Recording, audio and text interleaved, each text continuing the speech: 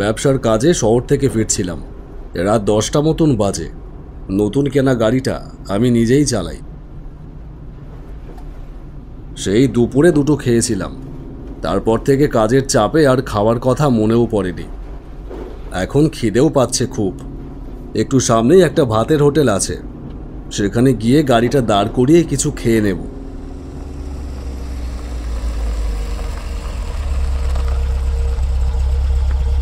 হোটেলের সামনে এসে দাঁড়াতেই নাকে এলো খাবারের লোভনীয় গন্ধ।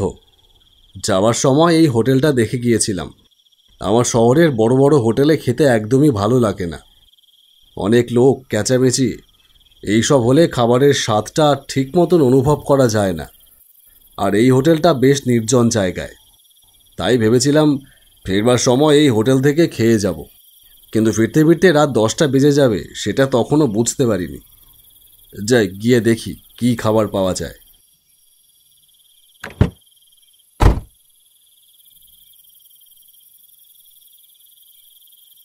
ভেতরে গিয়ে দেখলাম ছোটোখাটো হলেও বেশ পরিপাটি করে গোছানো হোটেলটা। পরিষ্কার পরিচ্ছন্ন চারপাশ। সামনে কাউন্টারে একটা মেয়ে বসে আছে।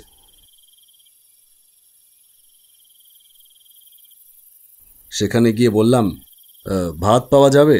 যাবে স্যার। ভাতের সঙ্গে কি নেবেন? আমাদের কিন্তু সব নিরামিষ আইটেম। জানি। পনির হবে? হবে স্যার। আচ্ছা ঠিক আছে, দিন। অর্ডার করে আমি ওয়াশরুমে গেলাম হাত মুখ ধোবার জন্য। বেসিনটা চালিয়ে হাত ধুচ্ছি, হঠাৎ দেখলাম বেসিন থেকে জলের বদলে বেরিয়ে আসছে রক্ত। আমি ভয়ে চিৎকার করে উঠলাম, রক্ত রক্ত! সাথে সাথে সে মেয়েটা দৌড়ে এলো সেখানে। কি হয়েছে স্যার? কি হয়েছে? আপনাদের বেসিন থেকে রক্ত বেরোচ্ছে, দেখতে পাচ্ছেন না? কোথায় রক্ত? আপনার নিশ্চয়ই কোথাও ভুল হচ্ছে। আমার ভুল হচ্ছে? এই দেখুন কত রক্ত। বলেই যেই বেসিনের দিকে দেখাতে গেছি, দেখলাম সেখানে কোনো রক্ত নেই, সব ঠিকঠাক। বেসিন দিয়ে কল কল করে বেরোচ্ছে পরিষ্কার জল। আই এম সরি, আমারই বোধহয় ভুল হয়েছে। ইটস ওকে স্যার, আপনি টেবিলে যান, আমরা খাবার সার্ভ করে দিচ্ছি। ওকে।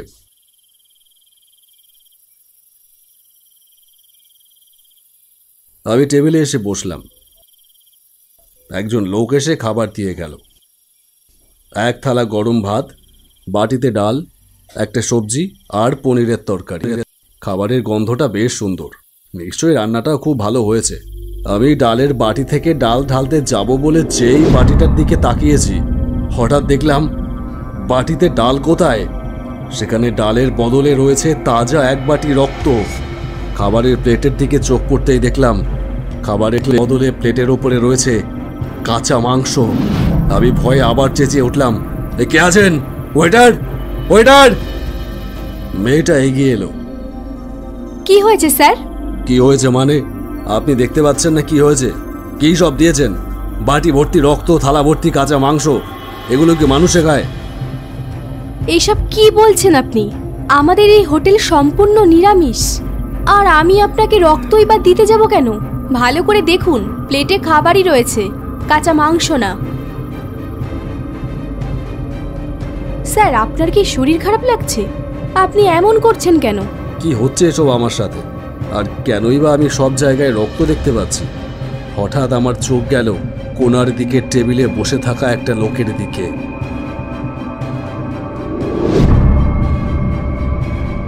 লোকটার চেহারা বিভৎস, তার মুখ দিয়ে ঝরে পড়ছে রক্তের ধারা। আর সেই বিভৎস চেহারার মানুষটা আমার দিকেই যেন তাকিয়ে আছে। দেখে মনে হচ্ছে সে আমাকে কিছু বলতে চায়। এখানে আর এক মুহূর্তও না, আমি কোনো রকমে চেয়ার ছেড়ে উঠেই বেরিয়ে এলাম হোটেলটা থেকে। তারপর গাড়ি স্টার্ট দিয়ে সোজা চলে এলাম সেই জায়গা থেকে।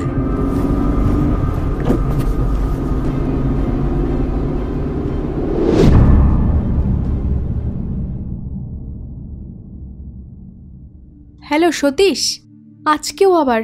কি বলছো? আবারও? হ্যাঁ, আবারও রক্ত, কাঁচা মাংস।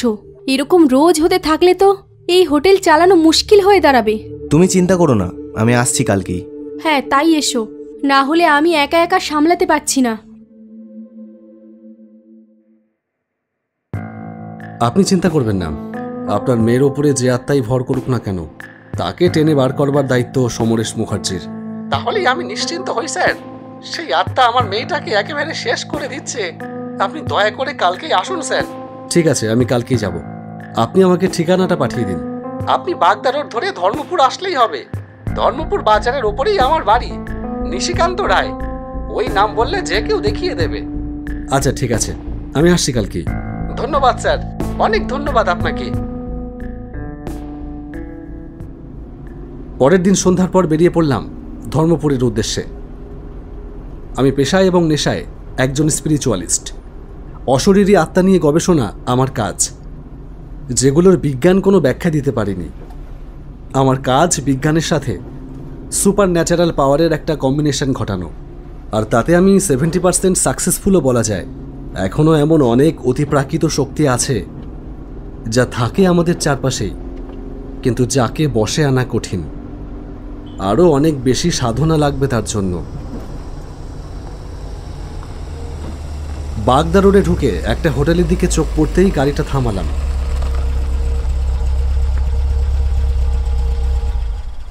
কিছু খেয়ে নেওয়া দরকার, খিদে পাচ্ছে খুব। হোটেলের ভেতরে ঢুকে রিসেপশনে গিয়ে বললাম, একটা সবজি ভাত দেবেন। অর্ডার করে একটা টেবিলে এসে বসলাম।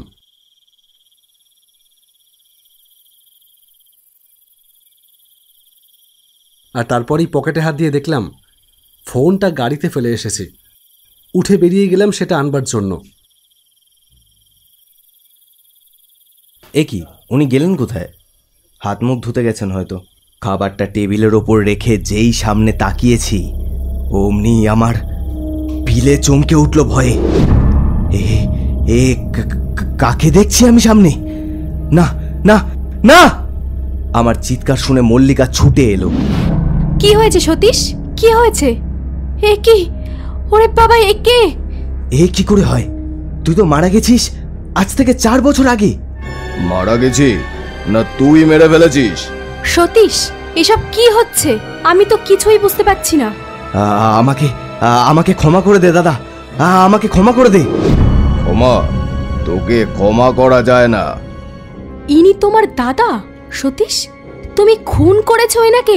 হ্যাঁ, ও খুন করেছে। শুধু আমাকে না, আমার স্ত্রীকেও। ও নিজের হাতে খুন করেছে, শুধুমাত্র সম্পত্তির জন্য। ওকে ছেড়ে দে সতীশ, ও লেগে যাবে।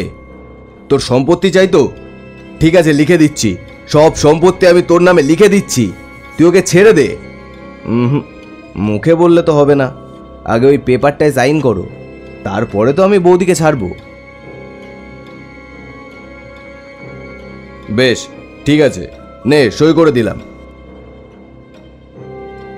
এবার তো ছাড়। পাগল, ছেড়ে দিলে তুই তো বাইরে গিয়ে পুলিশকে সব জানিয়ে দিবি। আমি কি তোকে চিনি না ভেবেছিস? তাই তোদের ছাড়া চলবে না। কথায় বলে না, শত্রুর শেষ রাখতে নেই। না!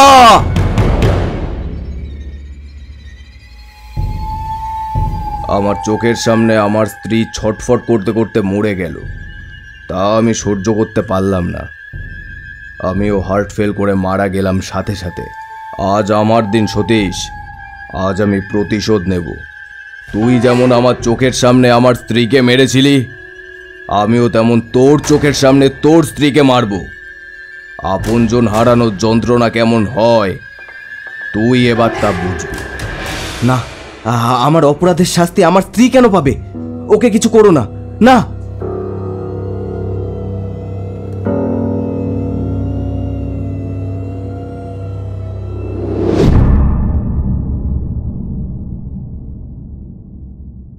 এ কি, কে থামালো আমাকে?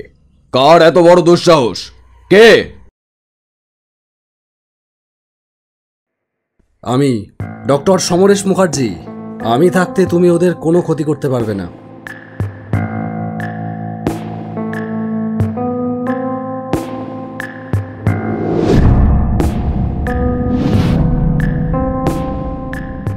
দাদা দাদা, আমাদের বাঁচান, ও আমাদের মেরে ফেলবে। ভয় নেই, আমি বাইরে থেকে সব শুনেছি। ভয় পেও না, ও কিচ্ছু করতে পারবে না। তুই সরে যা, আমাকে প্রতিশোধ নিতে দে, না হলে আমি মুক্তি পাবো না, আর ওর মতো জানোয়ারের বেঁচে থাকবার কোনো অধিকার নেই। আমি জানি ও অন্যায় করেছে, কিন্তু ওকে শাস্তি দেবে আইন। আইন? সেদিন কোথায় ছিল তোদের আইন, যেদিন আমার চোখের সামনে আমার স্ত্রীকে ও খুন করলো? কত স্বপ্ন ছিল আমাদের।